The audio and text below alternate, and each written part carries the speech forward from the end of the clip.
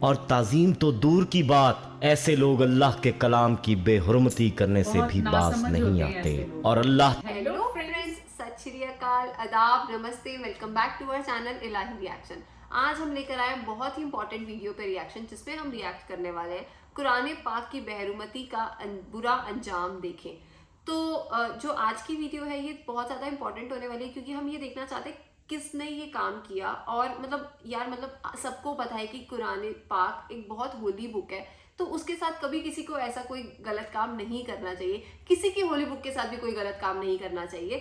تو یہ کس نے کیا، کیوں کیا اور اس کے ساتھ کیا ہوا، تو آج کی ویڈیو سے ہمیں پتہ لگے گا۔ تو پہلے ویڈیو دیکھتے ہیں، پھر اس کے بارے میں بات کریں۔ قرآن پاک کی کیا ہی اس تک میں بولوں، مطلب قرآن اتنی پاک جو ہے اسے مانا جاتا ہے، اس کے اندر اللہ کی استت آپ کو اتنی زیادہ سننے کو مل جائے گی۔ آئی تھنک قرآن پاک کی جب بھی بات چھڑے گی تو ہم تو ہمیشہ ایسی ویڈیوز کے لیے تیار رہتے ہیں، لیکن آج کی اس ویڈیو کے ٹائٹل سے بہت زیادہ مجھے شوق ہو رہا ہے کہ ایسی ضرورت کون کر سکتا ہے۔ مطلب قرآن پاک جس میں اللہ کا نام ہو، وہ ہمیشہ جو ہے پوجنے والی چیز کو آپ کیسے اس کی بےزتی کر سکتے ہیں۔ تو چلیے آج کی اس ویڈیو کو پہلے دیکھتے ہیں اور جانیں کہ اس ویڈیو میں کیا بتایا گیا ہے۔ تو بنا کسی دیری کے شروع کرتے ہیں آج کی اس ویڈیو کو۔ بسم اللہ الرحمن الرحیم۔ السلام علیکم۔ مکتب ٹی وی کے دیکھنے اور سننے والوں کو دل کی تھا گہرائیوں سے خوش آمدید کہتے ہیں۔ دوستو، اللہ تعالیٰ کی پکڑ بڑی سخت ہے۔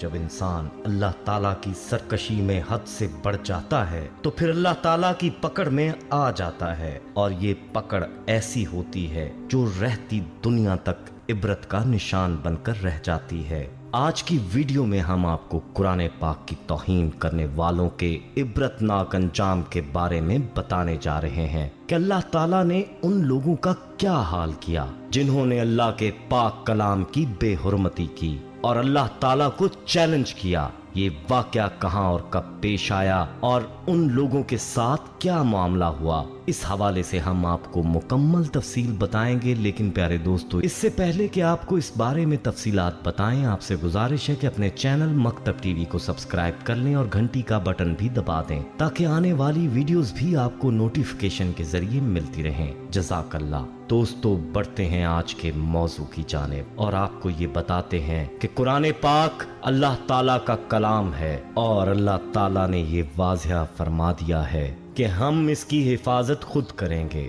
جیسا کہ قرآن پاک ہی میں اللہ تعالیٰ کا ارشاد ہے، بے شک ہم نے ہی اس ذکر یعنی قرآن کو نازل کیا ہے اور ہم ہی اس کی حفاظت کرنے والے ہیں۔ سورہ ہجر آیت نمبر 9۔ یہ اس بارے میں آخری اور فیصلہ کن بات ہے۔ ایک مسلمان کے لیے یہ آیت ہی کافی ہے، لیکن تاریخی حقائق بھی اس بات کی تائید کرتے ہیں کہ قرآن کریم جس طرح رسول اللہ صلی اللہ علیہ وآلہ وسلم پر نازل ہوا، ٹھیک اسی طرح آج بھی ہمارے پاس موجود ہے اور قیامت تک اسی طرح سے موجود رہے گا، کیونکہ اس کی حفاظت کا ذمہ خود اللہ تعالیٰ نے اپنے ذمہ لیا ہے، اور جس کلام کی حفاظت خود اللہ کرے تو کس کی مجال کہ اس میں کوئی رد و بدل کر سکے۔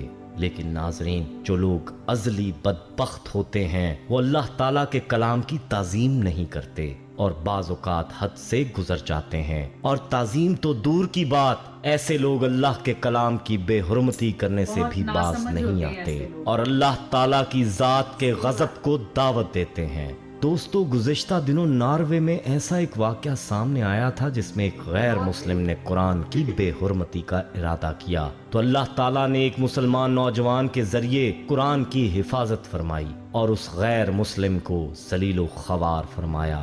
ایسے واقعات وقتاً فوقتاً سامنے آتے رہتے ہیں، لیکن ہم آپ کو جو واقعہ بتانے جا رہے ہیں وہ ایسا عبرتناک واقعہ ہے کہ جس میں اللہ تعالیٰ نے قرآن کی بے حرمتی کرنے والوں کا نام و نشان ہی اس ہستی سے مٹا دیا، اور کئی سالوں سے ان کا نام و نشان تلاش کرنے کے باوجود دنیا کی طاقتیں ان بدبختوں کا سراغ لگانے میں ناکام ہیں۔ چلیے چلتے ہیں اس واقعے کی جانب اور آپ کو بتاتے ہیں کہ ان لوگوں نے اللہ تعالیٰ کو کیسے چیلنج کیا اور ان کا انجام کیا ہوا۔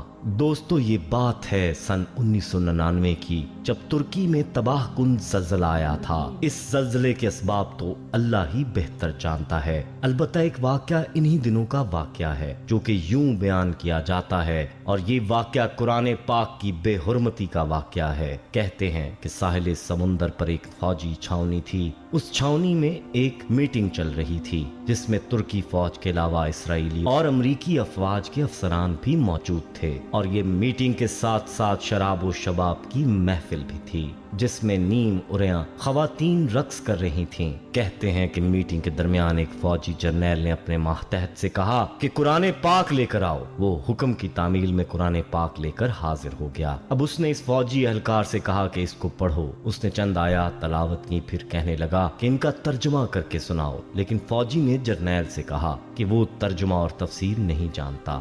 اس پر جرنیل نے اس کے ہاتھ سے قرآن پاک لیا۔ وہ شراب کے نشے میں مست تھا۔ کہنے لگا کہ کہاں ہے تمہارا خدا جو کہتا ہے میں اس کتاب کی حفاظت خود کروں گا؟ اور یہ کہہ کر اس نے قرآن پاک کے اوراق پھاڑ کر رقص کرنے والی عریاں خواتین کے پیروں میں پھینک دیے، اور پھر چیخنے لگا کہ اپنے اللہ کو بولو آ کر اس کلام کی حفاظت کرے اور اس کلام کی اس بے حرمتی کو بچائے۔ یہ فوجی بے بس تھا، اس کی آنکھوں میں آنسو اتر آئے، لیکن وہ کچھ نہیں کر پایا اور آنکھوں میں آنسو لے کر چھاؤنی سے باہر آ گیا۔ یہ فوجی کہتا ہے کہ جب میں باہر آیا تو میں نے دیکھا کہ ایک سفید روشنی ہے جو کہ اس چھاؤنی کی چھت پر موجود ہے، اور باقی ہر طرف اندھیرا ہو رہا ہے۔ میں سمجھ گیا کہ اللہ کا عذاب آ چکا ہے۔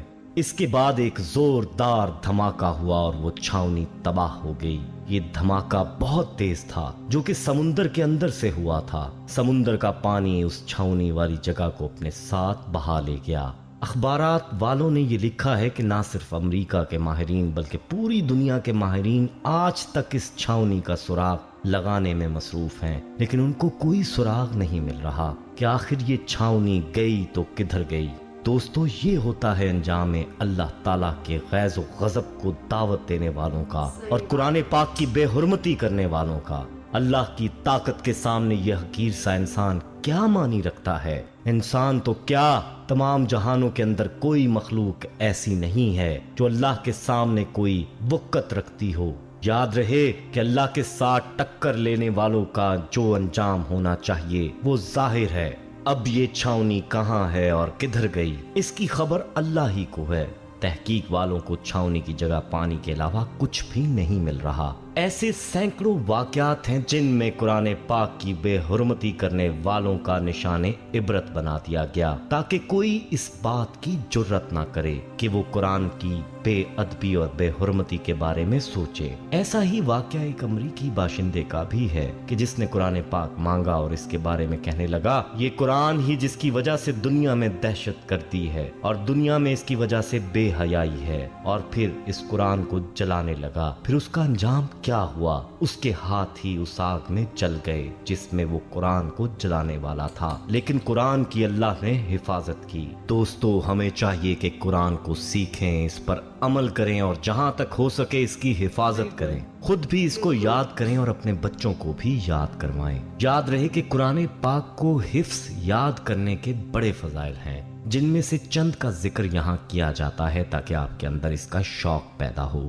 عبداللہ بن عمر رضی اللہ تعالیٰ عنہ نبی صلی اللہ علیہ وآلہ وسلم سے بیان کرتے ہیں کہ صاحب قرآن سے کہا جائے گا پڑھتے جاؤ اور چڑھتے جاؤ، نیز اس طرح ٹھہر ٹھہر کے پڑھو جیسے تم دنیا میں پڑھتے تھے، کیونکہ تمہارا ٹھکانہ وہی ہوگا جہاں تم آخری آیت پڑھو گے۔ باروایت صحیح ترمذی حدیث نمبر 2914۔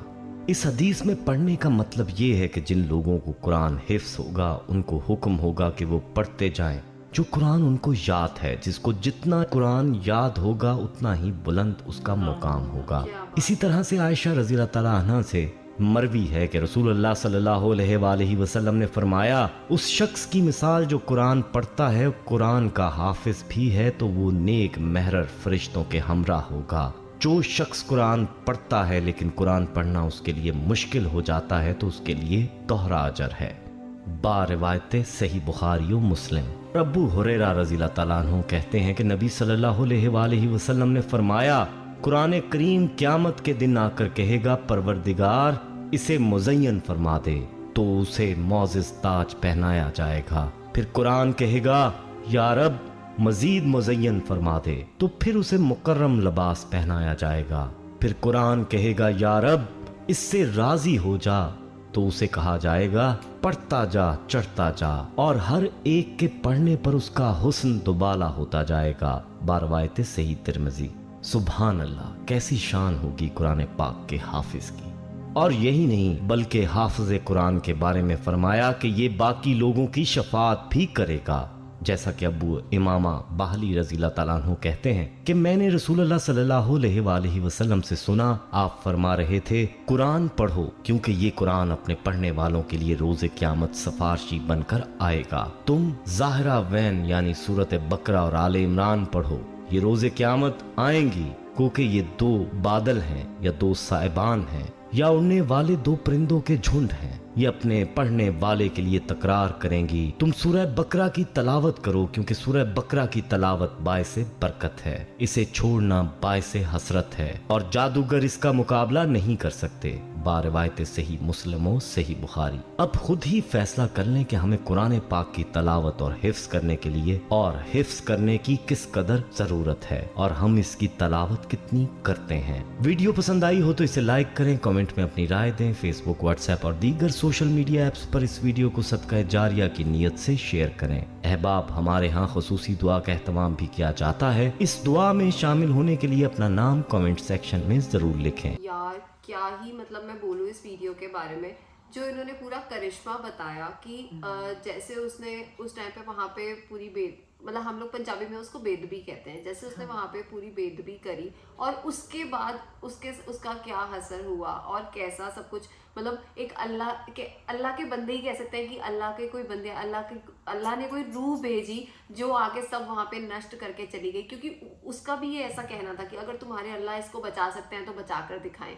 तो मतलब वो पूरा वाक्य जो हमने सुना, और मतलब मैं यही कहना चाहूँगी यार, कभी ये चीज़ें अपने दिमाग में लानी भी नहीं चाहिए। ये हमारे लिए बहुत बड़ी चीज़ें हैं, ये हमारे लिए ग्रंथ हैं, हम इनको जितनी हिफाजत से रख सकते हैं उतनी हिफाजत से रखें। और जैसे वो कह रहे थे कि आप इसको रोज़ पढ़ा करें, तो मैं ऐसे अपनी कितनी फ्रेंड्स को ऐसा जानती हूँ, या फिर हम लोग कई और भी लोगों को जानते हैं जो कि कुरान को पढ़ते हैं।